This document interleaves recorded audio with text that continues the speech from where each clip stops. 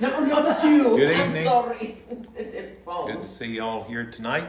Hope you've had a good week so far and had a good 4th of July. We had, for the most part, a quiet one until about dark, and then the neighbor decided that he needed to shoot fireworks, which was okay.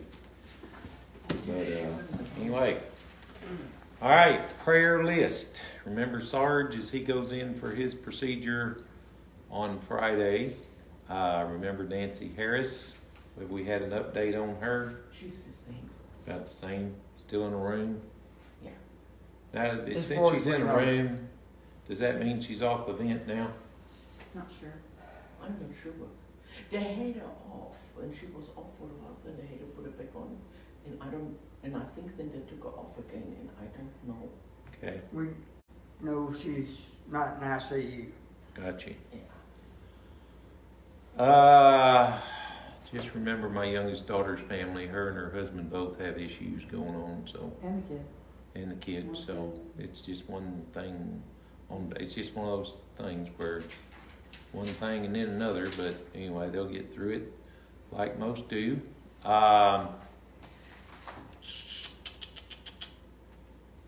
Noah has COVID.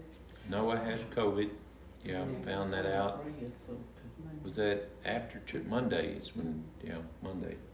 So I didn't even know that Sunday. So I know they tested him for all kinds of things, and I guess COVID was maybe one of the last things they tested him for. So keep him in your prayers.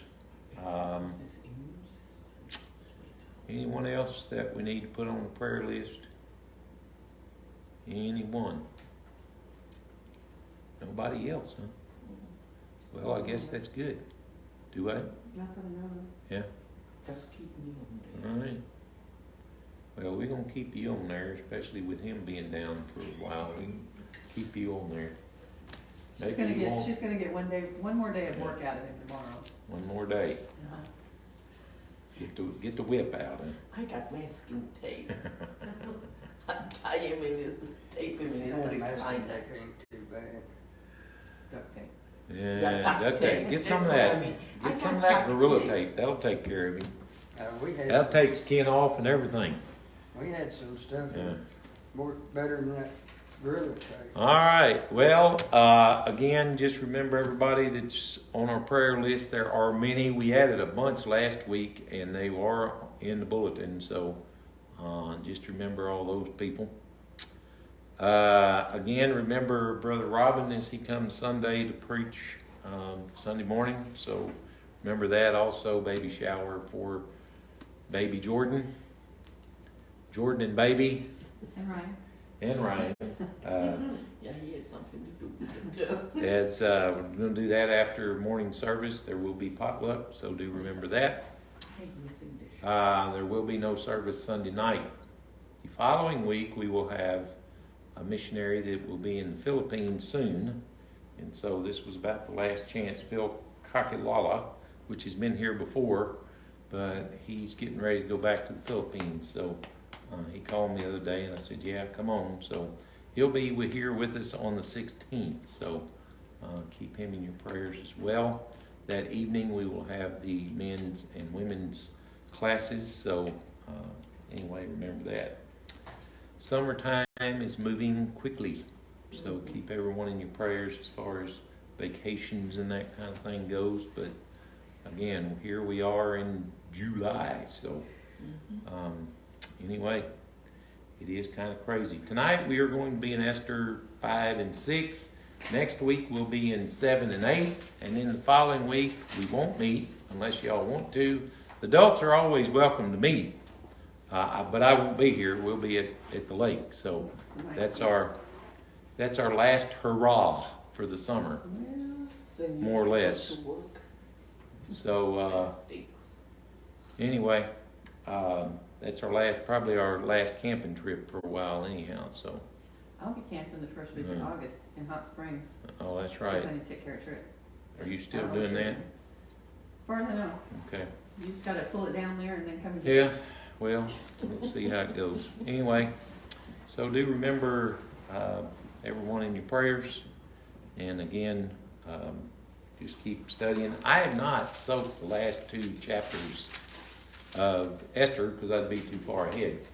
And I'm trying to kind of hang in there with my messages, so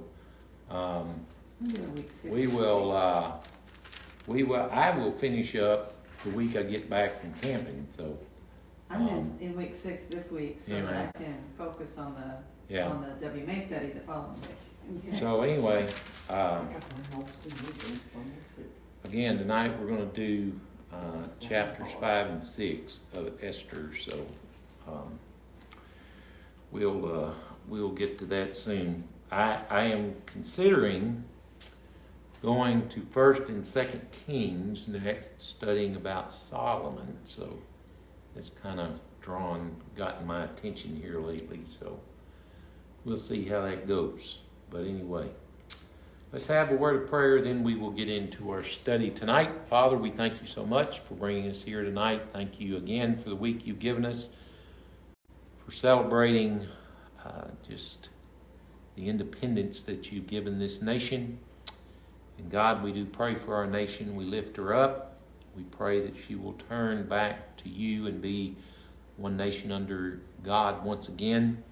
We do pray for our military as they continue on, securing our freedoms as we know it. And God, we know that families have suffered. We know that there are families who are separated because their loved one is in the military. So God, just may you watch and care over each one.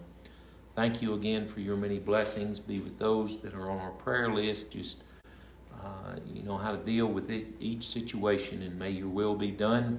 Most of all, Lord, just help us to be faithful in sharing your love with others, especially as we declare to them your love through your Son Jesus and that wonderful gift of salvation. Forgive us where we fail you. Bless this time together, and may we learn, and may we just seek each day to do your will and just go the direction that you would have us to. Thank you again for your Son Jesus and his sacrifice that he made for us on the cross. It is in his name we pray. Amen. All right. Chapters 5 and 6. Any comments, questions? Y'all know the routine.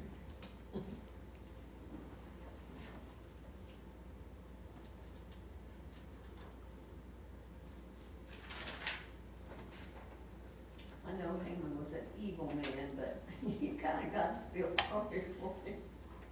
Nothing he did turned out the way he wanted.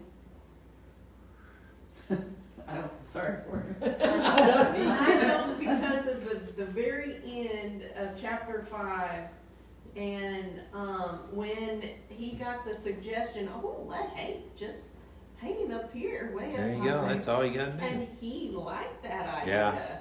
Yeah. He was Yeah, very. she told him to go joyfully with the king to the feast. Yeah. mhm. Well, in chapter 5, verse 13, all this gives me no satisfaction as long as I see that Jew Mordecai sitting at the king's gate. So I don't think his true problem was Mordecai.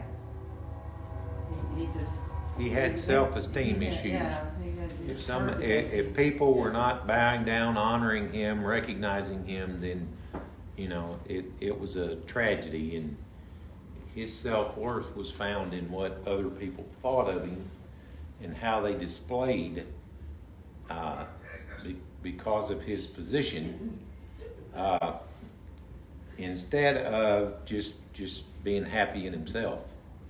So because when you read chapter 5,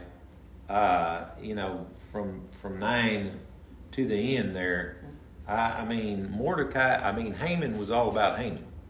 Yeah. He invited his friends and had his family there, just to gloat.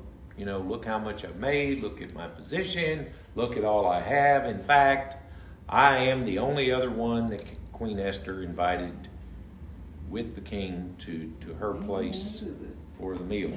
So, again, he was a guy that thrived on, look at me. He wanted the spotlight, and unless he was in the spotlight, he wasn't happy. And it didn't matter that everybody else revered him, but when one didn't, it brought him down. It made him mad. Sure.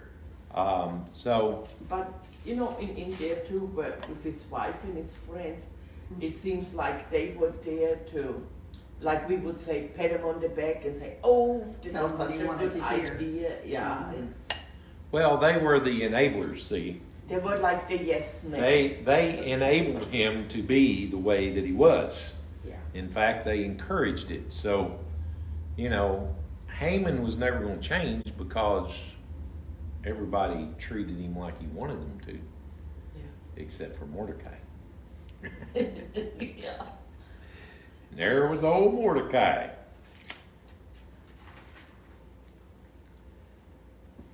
All right, anyone else?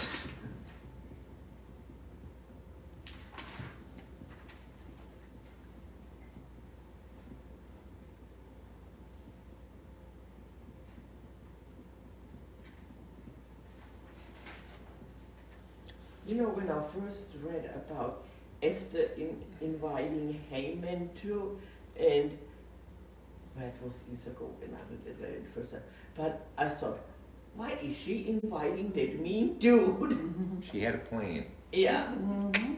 See, here's the thing. If Haman had not been there and she would have accused him before the king would not have been able to see his reaction and know that he was guilty, and therefore the king might have not believed Queen Esther. What she said. See, it's again, if people read this and cannot see God's hand in it, then they are reading it blind. Because everything that occurred It was is for just reason. in line with, you know, coming out the way God wanted it rather than human beings. And so, you know, even the beginning of chapter 5, when Esther goes to the king, I mean, that was a great big risk right there. Yeah. Because she had not been summoned, she had not seen the king for, she said, in 30 days in the previous chapter. So, you know, she didn't really know where the king was as far as his mood or anything. Yeah, I mean, Yeah. but you know, anytime that Esther is mentioned and the king, it always says that she found favor in the king's sight. So again, the story of Joseph and the story of Esther kind of parallel one another in the way God worked in their lives, because just like, you know, Joseph found favor in whoever he was worked under as a slave. I mean, with Potiphar, with the prison guy, and then of course with the king or the Pharaoh himself. So, you know, obviously, you know, in Joseph, it's easier to understand that God was with him because it's said 3 or 4 times, and the Lord was with Joseph. But in this instance, it doesn't tell us that. You know, this is a matter of God revealing himself in the lives of everyday people in everyday life, where it doesn't necessarily have to say, and God was with Esther. Because obviously, this kind of thing didn't just happen. You know, a simple Jewish girl didn't just find favor in the king's sight when he had to, you know, hundreds of young women to choose from, and he so happened to choose her. And so, you know, again, what appears, if you read it from one side, it appears that Haman has everything going his way, right? Yeah. I mean, it does. If you read it from his point of view, it appears that everything that he's planned, it's going to happen. Who wrote the book? Until chapter 6. Yeah. Do you know who wrote Esther? It probably said, and I probably mentioned it, author and date. The book gives no hint of who wrote it. Yeah. Whoever it was knew the Persian culture well. And very Probably a Jew.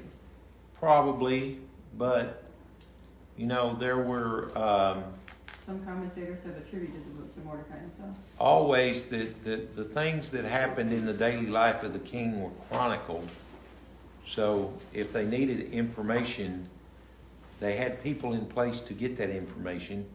because it even says in here that, and I read a little ahead in chapter 9, but it even states in chapter 9 that Mordecai became second in command over all of Persia. You were talking about God at work through all this. I know we talked about this before, but whenever he had some of these chronicles read to him, it just happened to be a retelling of, Mordecai's act of loyalty to tell him about the plan for his assassination. It just happened to be that reading. That particular day, yeah. And that particular event, because a lot probably happened during the day. But they got the right book. Uh-huh. They went turned to the correct page and read the correct event. And on top of that, Haman just happens to be in the court at that particular time. So, I mean, of course, timing is everything, but we know God, when He acts, it's in His time. So, Esther found, she was invited in. She found favor with the king, and she could have immediately blurted it out. You know what, Haman, you're second in control, is planning. But she had a little tact about her, So she wanted the king to kind of be at ease, and wanted Haman to be overly confident before she lowered the boom. Check. Yeah. And it worked. Now, chances are, if God had not been in leading Esther, that probably wouldn't have happened. Because she'd have probably freaked out. She wouldn't have been possibly so calm through it all, which it appears, because again, just to go before the king, I mean, that could have been, because the history of this king was that he did not treat his queens very well. Mm-mm.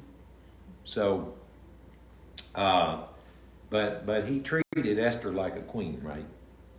I mean, when she asked, when she said, I've got something to ask of you, he said, ask anything you want to, up to half the kingdom. Now, again, that was just kind of a proverbial saying with him. I don't think he would have actually given her half the kingdom. He's just saying that, if at all possible, whatever you ask, I will try to do. So, again, she gets this banquet prepared, and Haman's head is swollen up. They may have had to have an outdoor event because he couldn't get his head through the doorway. But, so he goes to his house and has this great gathering and brags about how important he is, and he's so important that even the queen asked him to go along with the king to eat at her house or her place. And again, Mordecai is the thorn in his flesh. Mm-hmm. And so, when, again, if timing had not been everything, then Haman would have probably, the day that Mordecai was honored, Haman would have gone to the king that day and said, look, you've got an insurrectionist in here and we just need to take care of him. We just need to hang him. And king probably would have gone along with him, just like he did when the edict came against the Jews. Mm-hmm. So Mordecai, if God's timing hadn't been what it was, Mordecai could have died that very day. And so, it again is a testament how God knows everything that's going on, in life. He's not oblivious to anything, whether good or bad. I mean, if you read this story, you think, man, this is terrible. But again, God gets the glory in this. So, now I read today, and I'd read it before about, the gallows. I mean, it was you were shish kebab. Yeah. And they said the chances are it would come out the side of the neck. And the person was alive through all of this and would remain alive for quite a while after they were impaled in excruciating pain. I mean, you know, crucifixion like we know it with Jesus was painful enough. But can you imagine? So this is what Haman had planned for Mordecai.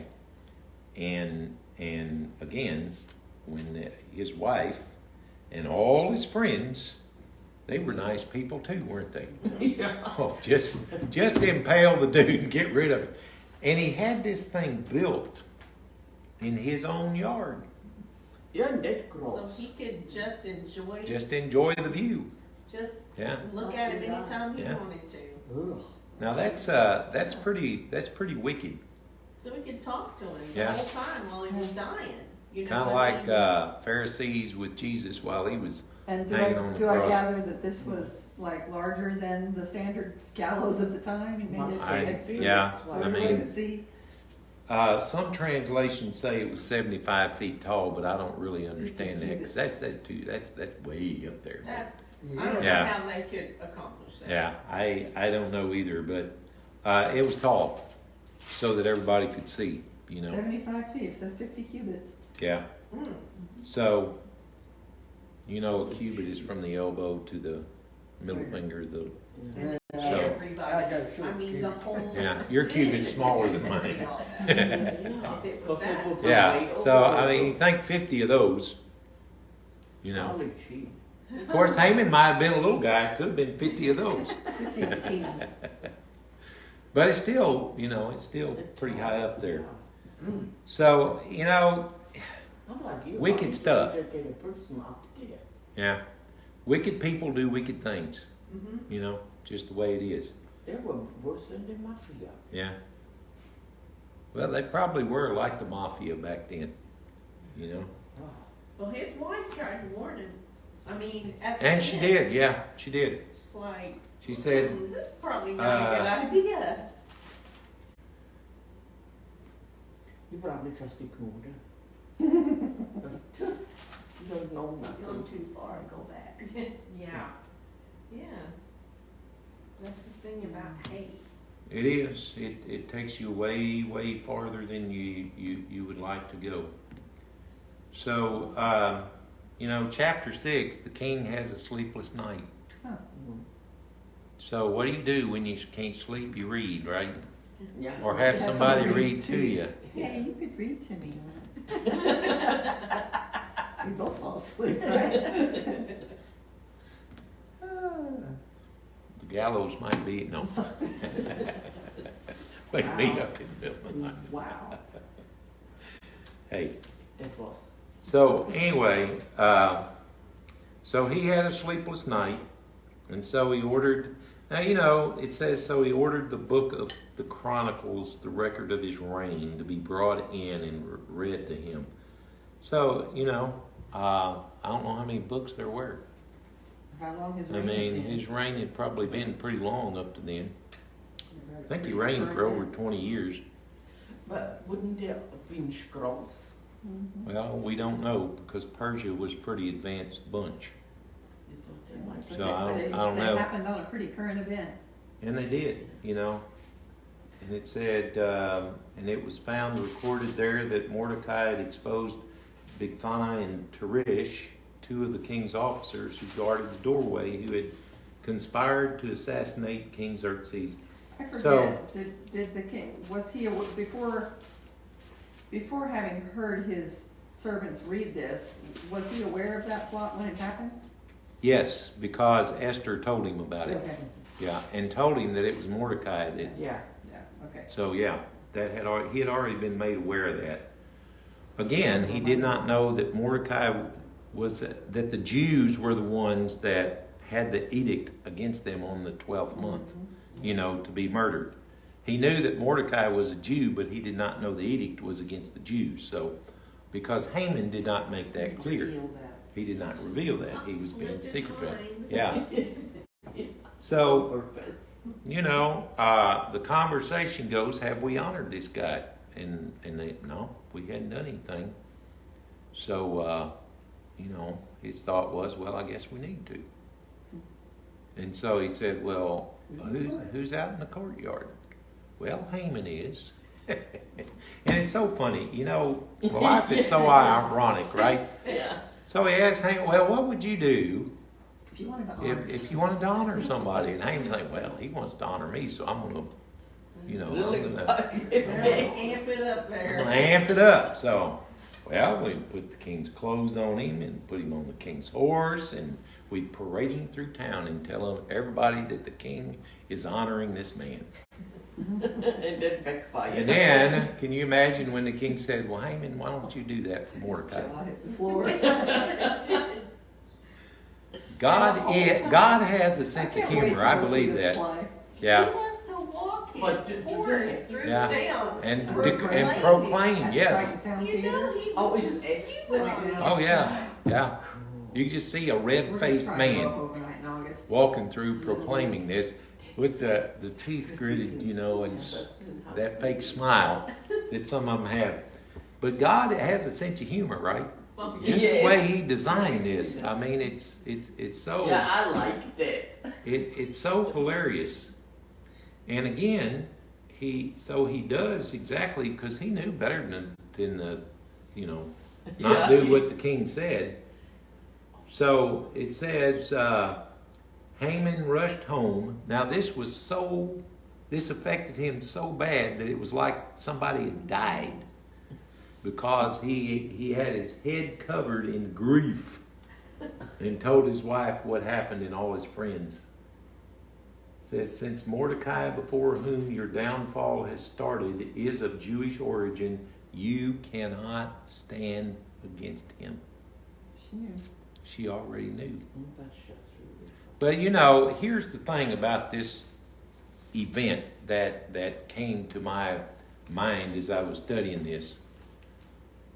Whether the Jews were killed or not, Mordecai and Esther wouldn't have been. Mordecai's place with this king was secured because the king couldn't, in all reality, kill this guy who he had just honored. That would have I mean, done really seriously. good. Yeah. I mean, how would that look in the eyes of the people? And of course, King Xerxes was he was a boaster and wanted, the people to woe over him just like Haman did. And so this event right here made sure that neither Esther or Mordecai could be killed. So Well, I thought that was, Mordecai had told Esther before Yeah. she even agreed to speak up that, well, if you don't do it, someone else will, Mhm. Because the there were Jews, promises. yeah, Yeah. the Jews will be protected. so I mean, it's really interesting how this all unfolded. And so, of course, after this, and poor Haman grieved, Does it feel sorry for him? then the eunuch, then the servant came and took him away to Esther's place for their meeting, for their banquet with This is Esther and the king. The first of the two. So, Mhm. so No, it's it's the second one. the second one, yeah. So it's interesting, Now, of course, chapter 7 and 8, they have some good stuff in there, but we'll get to that next week. So again, God is at work, and He is constantly at work, and He is at work in our everyday lives, even when the Jews had to think this was some of the gloomiest times that they'd ever experienced, because I don't think Esther was alive. Now, Mordecai might have been, but I don't think he was either alive when, they lived in Israel. I think these folks were born, in Yeah. captivity. So, they didn't really know what it was. They just knew that they were Jews and some of the Jewish traditions, but they didn't really know what Israel was like. His pride, that statement, who is there that the king would rather honor than me? Yeah. Couldn't be anybody else. Nobody. It's Nobody- just like, pride, pride goeth before destruction. That when at that, Yeah. if you look at that verse, and there was a picture with it, Haman's face would be with that, 100%. associated with that verse. Because I mean, it would just, I mean, right after he makes that statement of thought there, I mean, it's not long that the gallows had his name on it rather than Mordecai. True, yeah. You know, so I mean, his pride is what caused him to end up where he was. Yeah. And so, you know, no matter how bleak things may look, God is still in control. And whatever happens will turn out the way he plans, not the way that mankind plans it. And that's hard for us to see a lot of times, especially when we see people in power that are just as evil and wicked as they can be.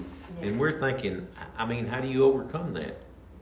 Well, God. But We they don't. can be used just I mean, like Mordecai anyone else. couldn't do anything.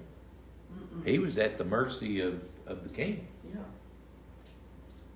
And so Mordecai didn't have any power to overthrow it. But after Haman was gone, he certainly did. Yeah. So I mean, it's a story that, you know, not everybody rides off into the sunset, because Haman certainly didn't. But there was, to a certain degree, a happy ending, you know. Not for Haman. Especially No. especially Get the fairy for tale. Esther, for Mordecai, and for the Jews. Now something that we tend to do when we read the Bible is, I call it, we romanticize things. Because Esther was not in a good place. I mean, we don't know how her relation, you know, we don't know how exactly the king treated her, but he was a heathen king, and chances are she had to do things for him that she never planned on. You know, she got put in a place that she never planned on being. Sometimes they, she was made a queen, so, you know, she had this and she had that. But she was put in a place in a heathen nation Well, that was horrible. and it wasn't like nowadays. Yeah. You know, the royalty nowadays, it's completely different than what women were way back then. Well, yes and no, because in the Arabic nations, women are still in the same place they were even during Bible days for the most part. So with the royalty like of the Arab nation, we have no idea how that I goes. was thinking But more the European. yeah, I mean, you know, England and that's a totally different ballgame. But you're dealing with Middle East here. Well, And Middle East, for the most part, still a lot of times in the same boat it was in many years ago. So, I figured she was like a harem. Maybe she was, you One know, of by many. herself with her ladies yeah, in a part of it, but still she couldn't go anywhere. she wanted to go couldn't someplace. go anywhere. If the king decided that she didn't need to be queen, she'd never be married. She'd never have any kids. It I mean, was a gilded cage, but a cage Yeah. nonetheless. Yeah. Right. Well, I read somewhere where, you know, they gathered all these ladies together to do the queen pageant, you know. Yeah. Well, those that were not picked were placed in made to live within the king's the palace compound, and they were never allowed to marry, and chances are they'd never see the king. They were just put in a They like were- a yes. concubine Yes. kind of. Mhm. Mm. And they would never be allowed to marry, probably never have kids. But That was the rest of their life. that, You know. That was what they risked. So I mean, we need to understand this. Even though Esther's queen, she's still in a bad place, because at any moment, yeah. you know, she could be Have done an away argument with. with your husband when he I mean- was a Persian king. Again, if she just looked at him the wrong way. I mean, you know, and you kind of get that idea from Nehemiah, because when Nehemiah heard about Jerusalem and the condition of Jerusalem and the conditions the people were living in, he was grieved, and so he went before the king, which was the king after this one, and he was scared for his life because he'd never stood before the king as the king cupbearer with a downtrodden face. And if the king so desired that he didn't like the look on his face, he could have him killed. Yeah. And he said, so I feared for my life. And so, you know, again, God works in such mysterious and great ways. But again, real life happens. Even when God's at work. We're not in some fairy tale here where all the evils of the world seem to dash off of us, you know, or whoever the story is about. I mean, they had to deal with real life experiences, the culture in which they lived in at that time. And we're not given all those details, but still it's a reality. And we're only looking at like what? Yeah, just maybe a 2-year span Yeah. of her. Just a very minute Existence? portion. Yeah. So, you know, aren't you grateful that God works in everyday life, Yes. in everyday things? Doesn't have to be miraculous and big, just normal everyday life. And so we need to be very thankful to God as we live out our days and know that He is still in control and cares about our everyday lives. Hey, I was thinking, I can crawl out of bed in the morning.